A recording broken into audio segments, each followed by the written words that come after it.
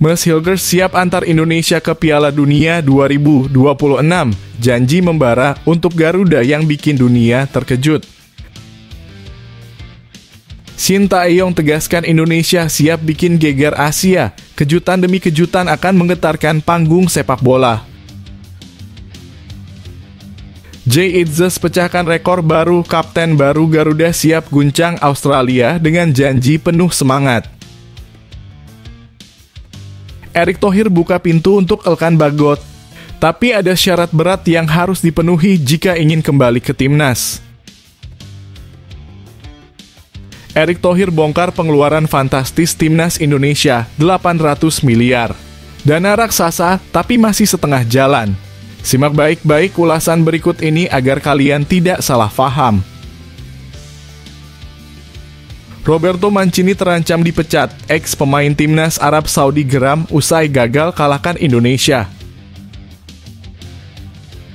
Maarten Paes ungkap kegembiraan usai debut cemerlang, dari blunder fatal hingga menjadi pemain terbaik. PSSI bocorkan 3 nama pemain keturunan yang jadi target utama, oleh Romney, Kevin Dix, dan Mauro Zijlstra masih dalam proses. Erick Thohir pastikan stadion GBK siap untuk duel timnas Indonesia versus Australia. Apa saja yang sudah disiapkan? Berikut ini persiapan hebatnya. Sebelum masuk pembahasan, mohon subscribe channel ini agar tidak ketinggalan berita timnas Indonesia. Ms. Hilgers siap antar Indonesia ke Piala Dunia 2026, janji membara untuk Garuda yang bikin dunia terkejut.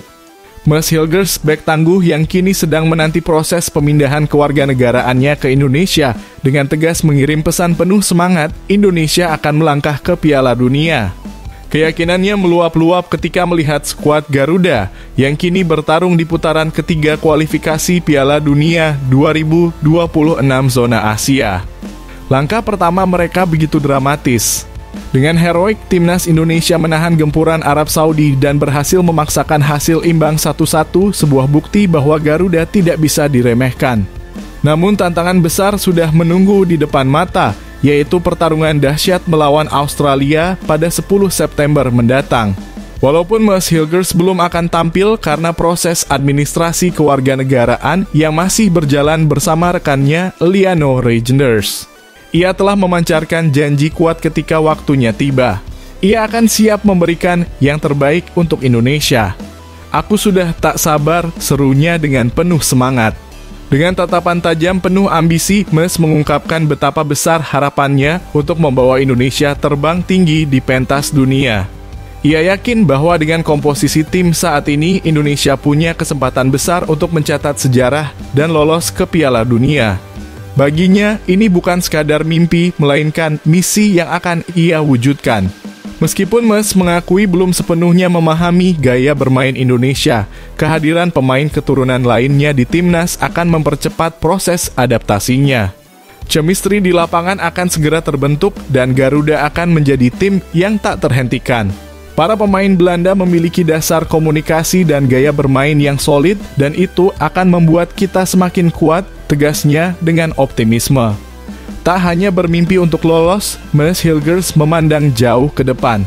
Ia ingin Indonesia tidak hanya menjadi pengunjung di Piala Dunia, tetapi menjadi tim yang selalu lolos dan menjadi kekuatan yang disegani.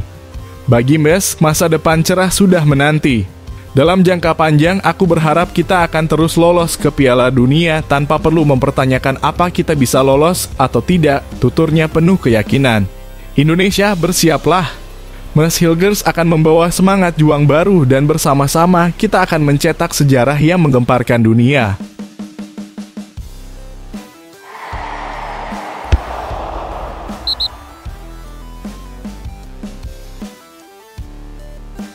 Shin Tae-yong tegaskan Indonesia siap bikin geger Asia. Kejutan demi kejutan akan menggetarkan panggung sepak bola. Shin Tae-yong kembali membuat Asia gemetar dengan pernyataannya yang penuh optimisme dan semangat membara. Pelatih timnas Indonesia ini secara tegas menyatakan bahwa tim Garuda akan terus memberikan kejutan yang mengguncang seluruh Asia. Baru saja, Indonesia berhasil mencatatkan hasil yang sangat luar biasa. menahan imbang raksasa Arab Saudi dengan skor 1-1 dalam pertandingan perdana Grup C putaran ketiga kualifikasi Piala Dunia 2026 zona Asia. Sebuah hasil yang tak pernah dibayangkan sebelumnya bahkan oleh para pakar sepak bola. Bertanding di Stadion King Abdullah Sports, Jeddah, pada Jumat, banyak yang awalnya memprediksi bahwa Arab Saudi, yang berada di peringkat 56 dunia, akan dengan mudah menggilas Indonesia, yang masih berkutat di posisi 133 FIFA. Dengan status mereka sebagai tuan rumah ditambah berbagai keunggulan lainnya, banyak yang mengira kemenangan Arab Saudi adalah kepastian mutlak. Namun apa yang terjadi? Tim asuhan Roberto Mancini justru tak mampu mengatasi perlawanan gigih Indonesia. Shin Tae-yong semakin percaya diri. Hasil imbang yang dramatis ini telah memompa semangat pelatih asal Korea Selatan tersebut.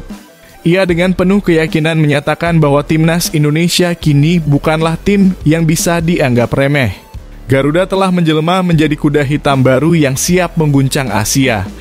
Saya sangat percaya pada kemampuan para pemain saya, ungkap Shin dengan penuh keyakinan. Kami punya tujuan besar dan itu adalah untuk membuat seluruh Asia terkejut.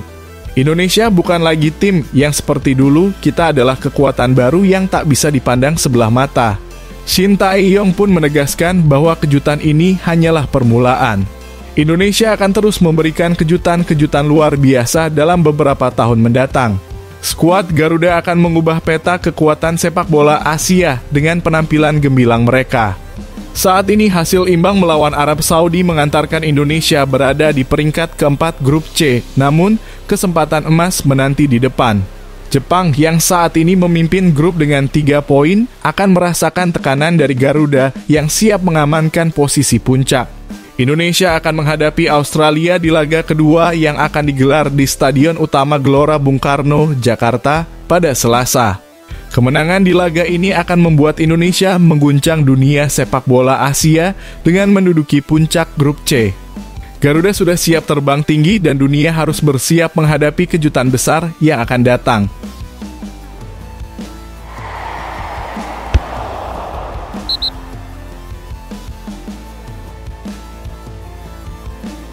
Jay Itzes pecahkan rekor baru, kapten baru Garuda siap guncang Australia dengan janji penuh semangat. Jay Itzes, bek tangguh Venezia FC, akhirnya memecah kebisuan usai diberi kehormatan luar biasa menjadi kapten timnas Indonesia dalam laga melawan Arab Saudi. Dengan penuh kebanggaan, Jay kini berdiri sebagai pemimpin baru Garuda, siap membawa tim ini ke level yang belum pernah terbayangkan sebelumnya. Dipercaya oleh Shin Tae-yong untuk memimpin skuad Garuda pada laga perdana Grup C kualifikasi Piala Dunia 2026 zona Asia, Jay tidak mengecewakan. Dalam laga epik yang berlangsung di King Abdullah Sports City, Jeddah, Indonesia berhasil mencuri 1 poin berharga dari Arab Saudi yang menduduki peringkat 56 dunia. Bersama Rizky Ridho dan Nathan Chuaon, Jay mengokohkan benteng pertahanan tim dengan permainan luar biasa. Penunjukan Jay Itzes sebagai kapten memang menjadi sorotan. Sebelumnya, ban kapten Indonesia melekat di lengan Asnawi Mangkualam, lalu Jordi Amat, dan Rizky Ridho. Namun kali ini Jay Itzes dipercaya untuk memimpin Garuda ke medan tempur yang lebih besar, menambah babak baru dalam sejarah sepak bola Indonesia. Saya sangat bangga dan bersyukur bisa mengenakan ban kapten, ujar Jay dengan penuh emosi, mencurahkan perasaannya usai laga heroik melawan Arab Saudi. Menahan imbang tim besar seperti mereka adalah prestasi yang tidak mudah, tetapi kami melakukannya dan itu adalah bukti kekuatan baru Garuda. Namun, Jay tidak puas hanya dengan 1 poin ini. Dia berjanji pertarungan melawan Australia akan menjadi laga yang lebih epik lagi. Dengan dukungan penuh dari para supporter yang menurutnya sangat luar biasa, Jay memastikan bahwa seluruh tim akan memberikan 100% kekuatan mereka untuk membawa Indonesia meraih kemenangan. Ini baru permulaan. Kami, tim Garuda, akan memberikan segalanya untuk negara dan membuat kalian semua bangga, tegas Jay dengan tatapan penuh tekad. Pertandingan melawan Australia yang akan digelar di Stadion Utama Gelora Bung Karno, Jakarta, pada Selasa adalah kesempatan besar bagi Garuda untuk mengamankan posisi puncak Grup C. Jay dan rekan-rekannya sudah siap untuk mengguncang Australia dan mencatatkan kemenangan bersejarah. Indonesia, bersiaplah! Jay Itzes dan Garuda akan membawa semangat juang yang tak terbendung, siap memberikan kejutan besar bagi dunia sepak bola.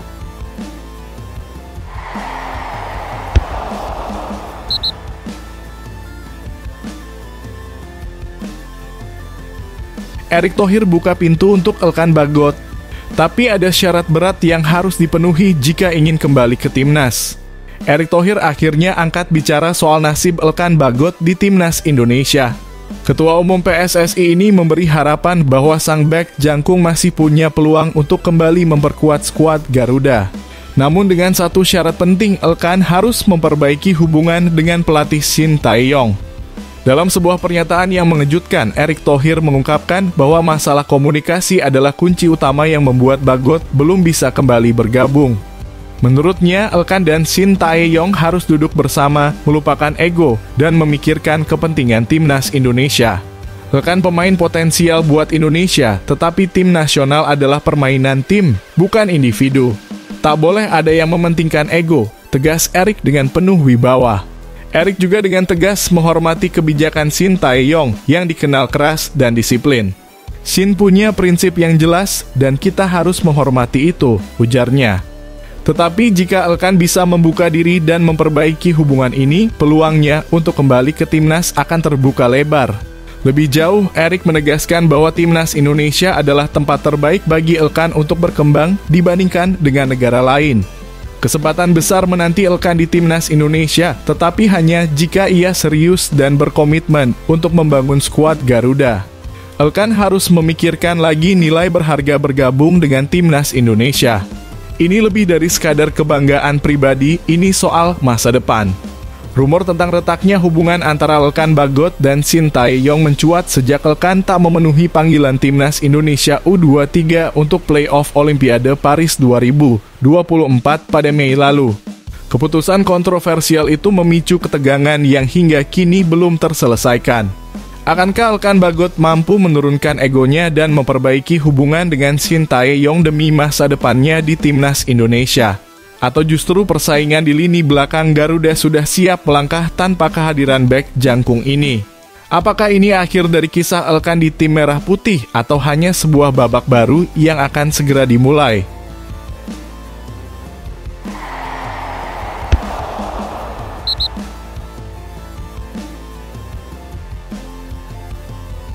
Erick Thohir bongkar pengeluaran fantastis timnas Indonesia, 800 miliar.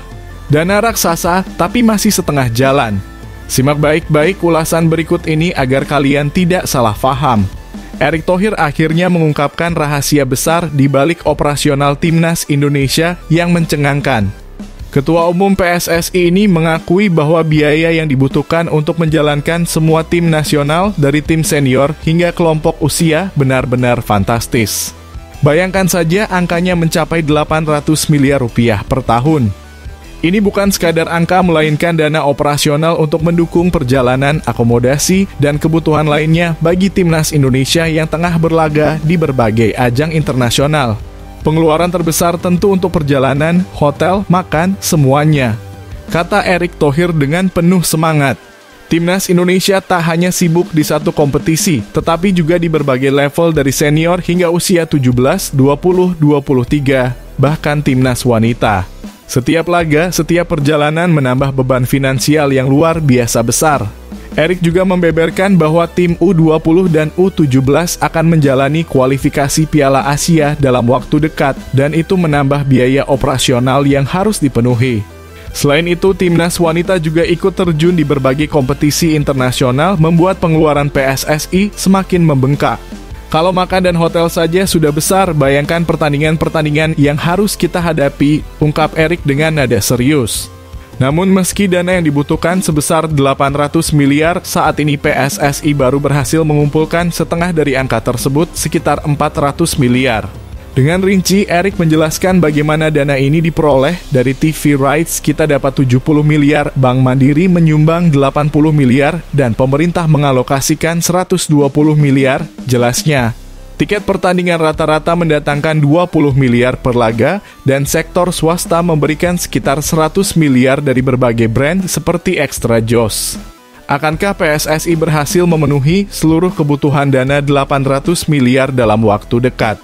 Atau mampukah Timnas Indonesia tetap melaju di tengah kekurangan anggaran? Bagaimana strategi Erick Thohir dan PSSI menghadapi tantangan finansial yang luar biasa ini?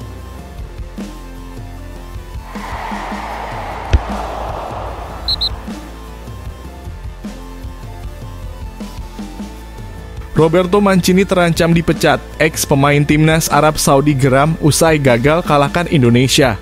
Kabar mengejutkan datang dari Timnas Arab Saudi, di mana posisi Roberto Mancini sebagai pelatih kini di ujung tanduk. Setelah hasil mengecewakan ketika ditahan imbang 1-1 oleh Indonesia dalam laga pembuka kualifikasi Piala Dunia 2026, desakan pemecatan Mancini semakin keras terdengar. Para pundit dan mantan pemain Timnas Arab Saudi pun tak segan menyuarakan kritik tajam. Pada laga yang digelar Kamis, Arab Saudi bahkan harus tertinggal lebih dulu setelah Ragnar Oratmangoen mencetak gol memukau di menit ke-19. Mancini pun tak bisa menyembunyikan kekecewaannya. Menurutnya, salah satu penyebab utama kegagalan ini adalah minimnya kesempatan bermain para pemain lokal di kompetisi domestik. Saya punya 20 pemain yang hanya duduk di bangku cadangan, keluh Mancini dalam konferensi pers pasca pertandingan. Sementara itu, ex-pemain Timnas Arab Saudi, Khaled Kahwaji, secara terang-terangan mengkritik taktik stagnan Mancini, menyebut bahwa setahun di bawah asuhannya belum menunjukkan perkembangan signifikan. Mancini sudah punya cukup waktu. Ini saatnya mempertimbangkan perubahan, seru Kahwaji. Kritikan lain datang dari Abdulaziz Al-Dawsari yang menganggap keputusan Mancini bermain terlalu defensif melawan Indonesia adalah kesalahan besar. Formasi bertahan melawan tim seperti Indonesia itu taktik yang salah, tegas Al-Dawsari. Kini, nasib Mancini semakin berada di ujung tanduk. Jika tak mampu meraih kemenangan melawan Cina pada laga berikutnya, kursi panas yang didudukinya bisa saja segera terguling.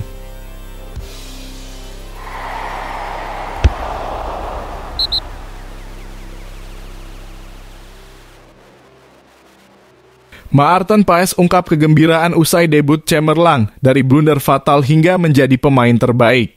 Maarten Paes akhirnya mengungkapkan kebanggaan yang mendalam usai debut spektakulernya bersama Timnas Indonesia.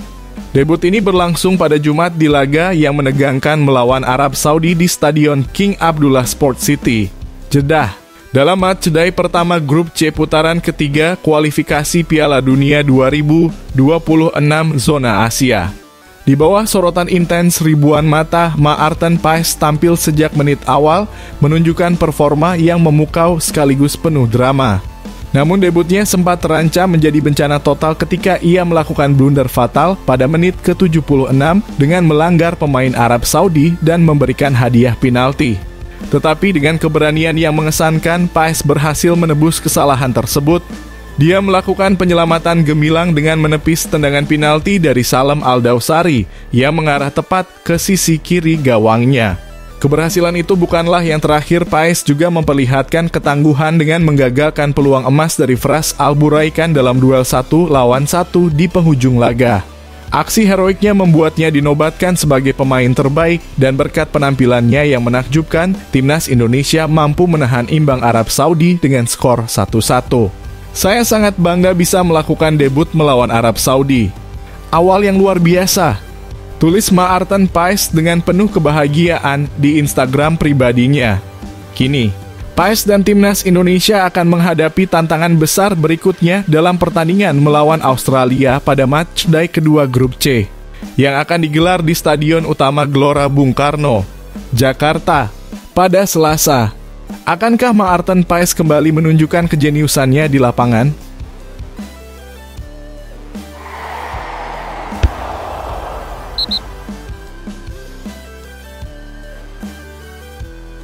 PSSI bocorkan 3 nama pemain keturunan yang jadi target utama oleh Romani, Kevin Dix, dan Mauro Zilstra masih dalam proses. Setelah Mas Hilgers dan Eleanor Eigenders resmi bergabung, PSSI mengungkapkan kabar mengejutkan tentang 3 nama besar pemain keturunan yang tengah dijalin komunikasi. Dalam pengumuman terbaru, PSSI membocorkan bahwa oleh Romani Kevin Dix dan Mauro Zijlstra kini menjadi target utama yang sedang diproses, meski kesepakatan final masih belum tercapai. Ketua Umum PSSI Erick Thohir baru-baru ini menunjukkan kebanggaan dan kegembiraan saat mengumumkan keputusan Mads Hilgers dan Eleanor Eijenders untuk membela timnas Indonesia. Hal ini disertai dengan postingan manis di Instagram di mana Thohir membagikan momen makan malam dan bersalaman dengan kedua pemain keturunan tersebut pada Jumat. Namun, ketegangan tidak berhenti di situ. Arya Sinulinga, salah satu ex-co PSSI, mengungkapkan bahwa proses untuk Ole Romani, Mauro Zijlstra, dan Kevin Dix masih berada di tahap awal. Khusus untuk Ole Romani, Sinulinga menyebutkan bahwa prosesnya cukup rumit. Ada hal-hal prinsip yang sulit dipenuhi dan meski PSSI telah berusaha dengan sekuat tenaga, kesepakatan masih sulit dicapai. Ole agak berat, kata Arya Sinulinga dalam podcast bersama Yusa Nugraha, menambahkan bahwa meskipun langkah-langkah profesional telah diambil, belum ada hasil yang konkret. Menurutnya, situasi ini mirip dengan proses yang terjadi sebelumnya dengan Justin, yang akhirnya membuahkan hasil positif meski sempat mengalami kesulitan. Sementara itu untuk Mauro Zijlstra dan Kevin Dix, proses komunikasi masih berjalan. Sinulinga menyebutkan bahwa data Mauro sudah masuk, namun masih perlu diteliti secara detail. Kevin Dix juga masih dalam tahap komunikasi. Belum ada kesepakatan final, tapi kita terus berusaha, imbuhnya. Akankah PSSI berhasil meyakinkan ketiga pemain ini untuk bergabung dengan timnas Indonesia? Pantau terus perkembangan selanjutnya, karena setiap detiknya bisa membawa kabar baru yang mengejutkan.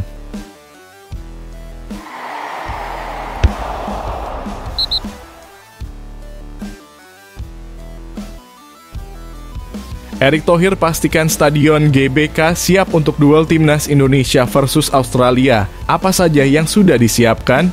Berikut ini persiapan hebatnya. Erick Thohir, Ketua Umum PSSI, baru saja meninjau Stadion Utama Gelora Bung Karno setelah arena tersebut digunakan untuk misa akbar Paus Fransiskus dan dia memberikan kabar yang sangat menggembirakan.